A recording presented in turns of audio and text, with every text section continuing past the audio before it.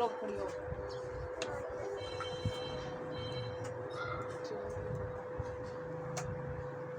चल पैसे ना बना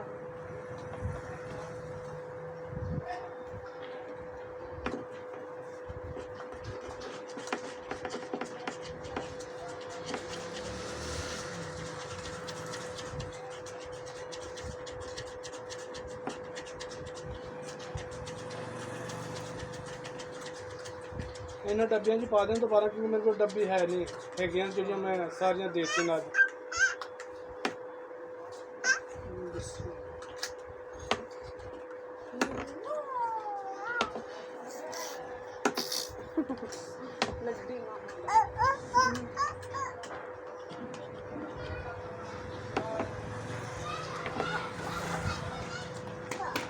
उठा लेती हूँ। बड़ी हो गई बड़ी हो गई।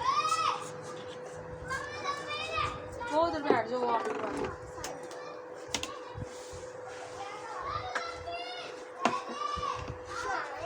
उठाना नहीं मामा ने, इधर बैठ लो